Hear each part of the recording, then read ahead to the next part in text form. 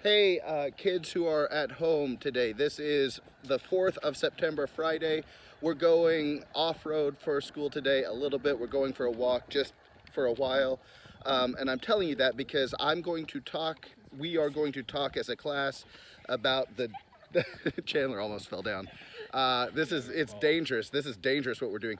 I'm going to talk about the data that we have collected this week.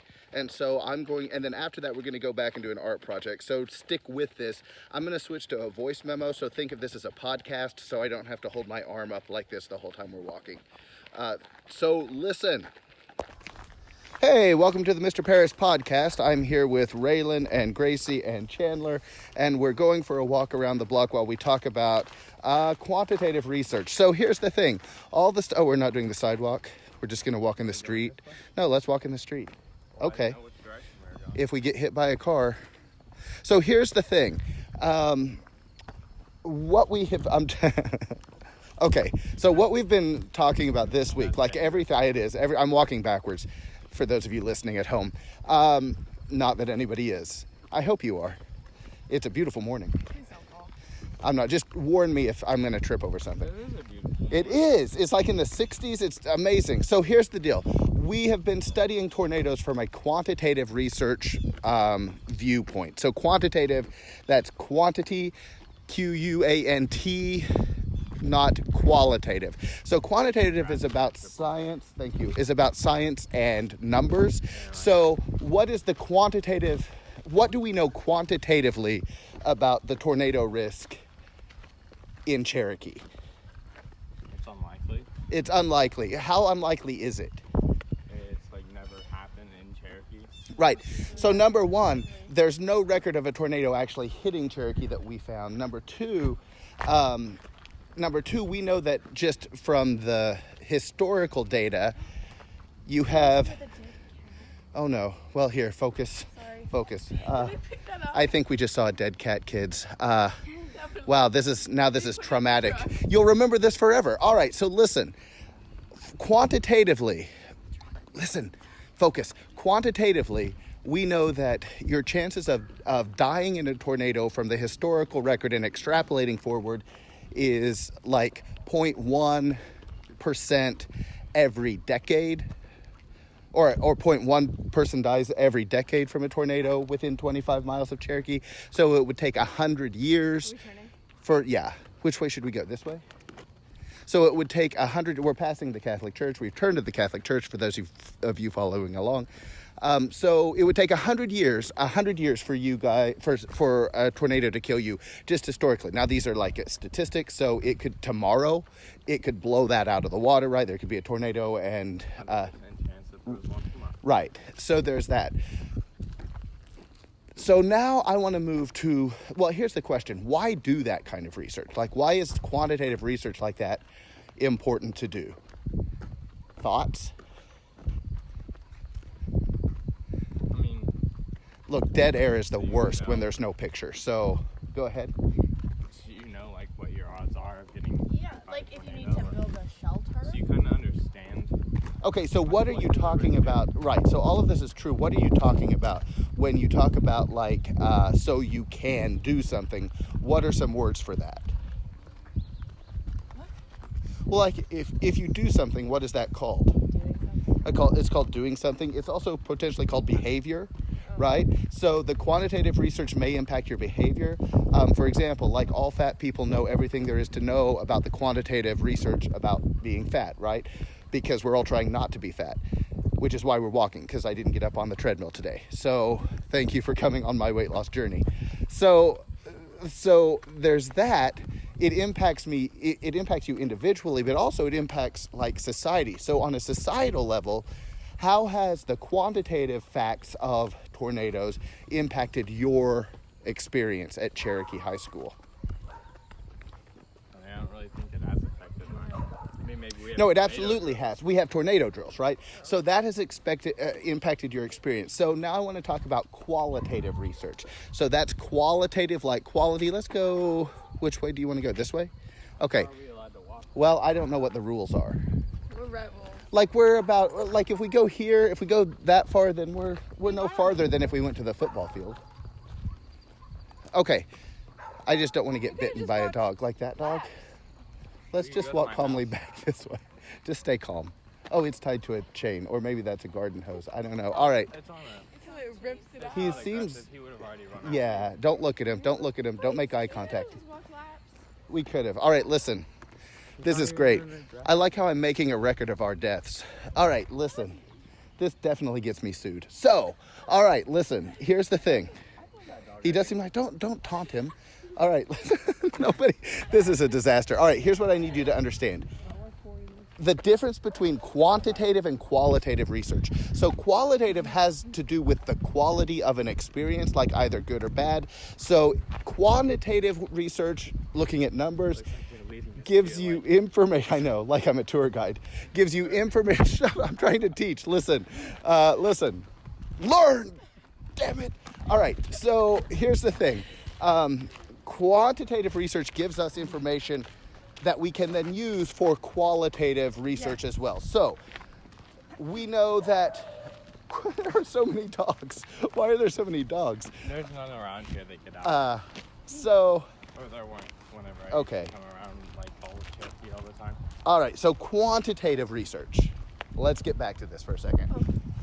Qualitative with the L, Q-U-A-L, has to do with the quality or the human experience of something. So you're studying, like, what is the human experience of being in Cherokee? Or what's the qualitative experience of being a Cherokee high school student? Well, one of those experiences is you have to do tornado drills, you have to do 2 a week.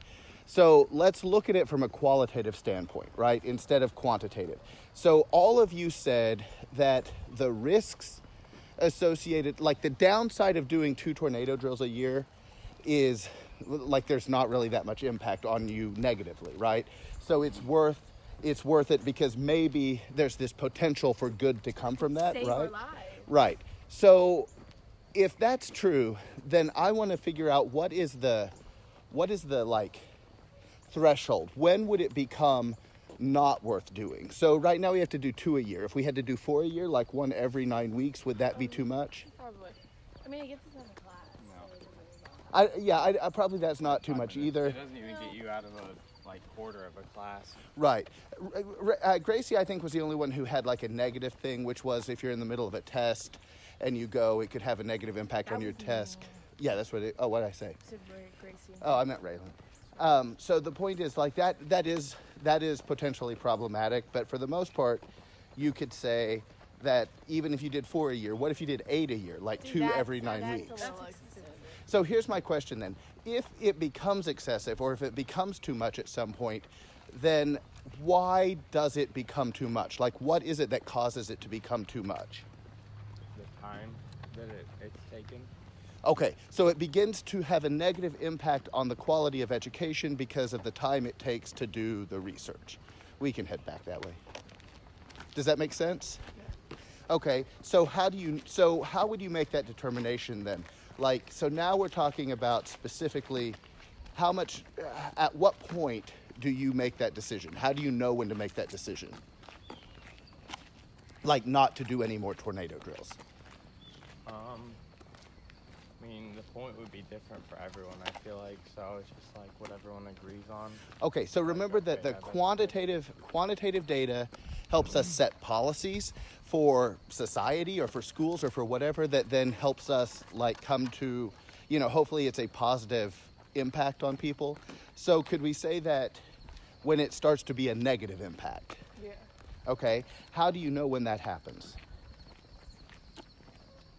Whenever we're losing, like, I don't know, whenever it's I'm coming back. distracting. Okay, distracting from what? From education. From education. Okay, so if you can show that we're doing so many tornado drills that it detracts from education, that's a bad thing, right? Why do tornado drills in the first place? This gets to our value system. Precautions.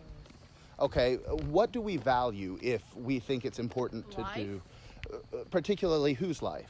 Our students. Yeah, like student lives, our lives, right? That makes sense, yeah. So our value system says, okay, we think life is important, we think student life is important, and so we're going to take like the necessary precautions to protect it, right? Until it has a negative impact on their education. Is that right? Would you say, so the same thing could be true for like intruder drills also, right? And stuff like that. Okay, good. I just need you to think about that. I just want you thinking about that so we can deal with it next week. Quantitative research impacts the quality of an experience. And then you can do qualitative research, which is more subjective, and come to some conclusions about, how we live our lives. Yeah? Yeah. All right, thanks for playing. There's a dead cat in our truck. Okay, so we came back from the walk, and I know that, I haven't listened to it yet, but it's probably a little bit frustrating to just listen to us have this conversation. There were a lot of distractions. So, I'm sure you got the important thing, difference between quantitative research and qualitative research. Because qualitative research is really what we're more interested in once we get past the quantitative, right? Like, how do these things impact our lives? And we'll be looking at that more next week. Don't stop yet, though. If you're at home and you have a way to do this, figure out how to do this next part of the assignment or the next part of our day today. It's a little bit of art therapy, so but it also serves the purpose later for what we're going to do in theater. So here's what you're going to do. Here's what we did. Do this the best you can. We used soft pastels. You probably don't have soft pastels like at home sitting around, but if you have crayons or you got a little kid brother or something that has crayons, then steal them, find some paper, and then I want you to draw 2020. What's your experience so far of the year 2020? Turn on some white noise, like if you have anything, put it in your earbuds. You can find it on iTunes or whatever, just white noise. And if you can set it to not super loud, but just so it drowns stuff out, spend some time thinking about 2020 and how you're feeling, how you're feeling in this moment if you're at home or whatever, and then let your hand start to draw with the colors that you have. I'll post some examples with this so that you can see them. It's good, it's relaxing, it's fun, and it gives you some insight into what's going on with you. Because one thing about qualitative research is sometimes it's subjective and sometimes it's hard to explain in words, right? What is your human experience? And so that's what we're doing. Other than that, after you do those two things, make sure you do the last reading log for this week for Curious Incident of the Dog in the Nighttime, and then you're good for the week. Enjoy Labor Day. All right, I'll see you later.